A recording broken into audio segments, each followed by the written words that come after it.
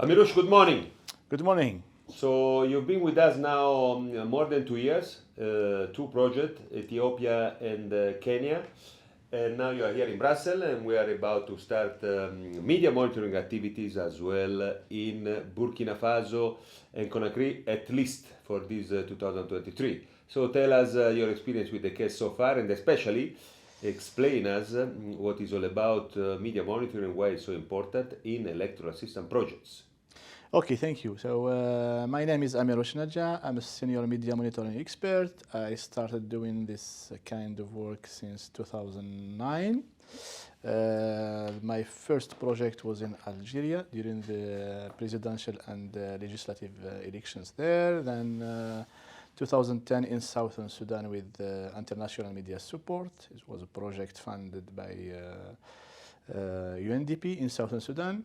Then I joined an organization called MENA Media Monitoring based in Tunisia. We started doing media monitoring across the MENA region. Then I did several missions in the field of electoral observation with the European Union, NDI, ARI, and OSCE ODIHR. Then in 2021, I joined ECES, and since that, I'm happy to be with this family. And I've been doing media monitoring. So during 2 years with ECES, I started in Ethiopia. I joined the team there in April 2021.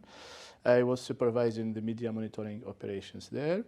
As you said, media role is crucial during the electoral process. They have this role to inform people, the citizen.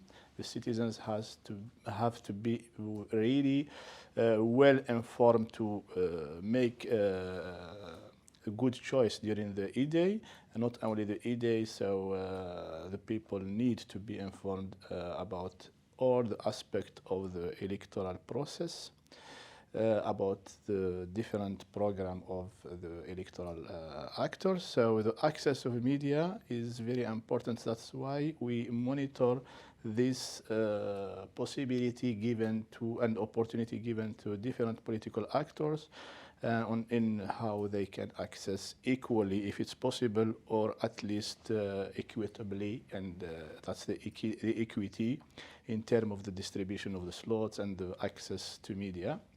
Then the other aspect we monitor also, it's the social media now, because they are very important and they play a crucial role during the electoral process, because now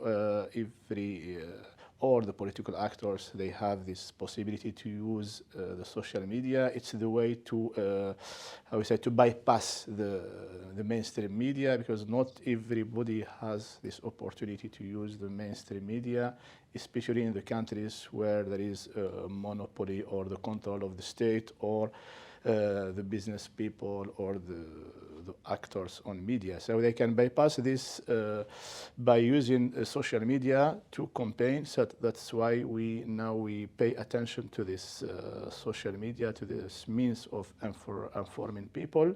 And also, it's not only this part or this point, that's because also there are a lot of hate speech and disinformation there in the social media. That's why we pay attention to monitor what is going there and what is posted there. So we started by developing a methodology of monitoring mainstream media and online media, and now we are using another methodology to monitor social media platforms, Facebook, Twitter, and now we have TikTok, which is growing fast, so we cannot ignore any of them. So we pay attention to also how this different means of information how they are used by different groups, because not only political actors, it's also different groups where there are diversity in terms of ethnicity, tribes, and political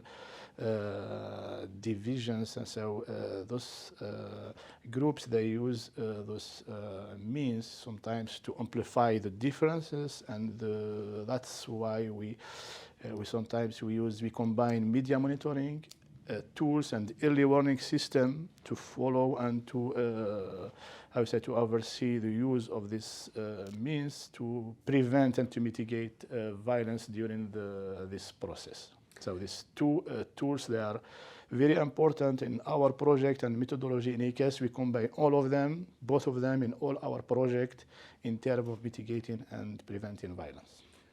Thanks a lot, Amirouche. It looks like we have done a good job so far, but there is much more job to be done in the upcoming project. Thank you. Yeah, thank you very much.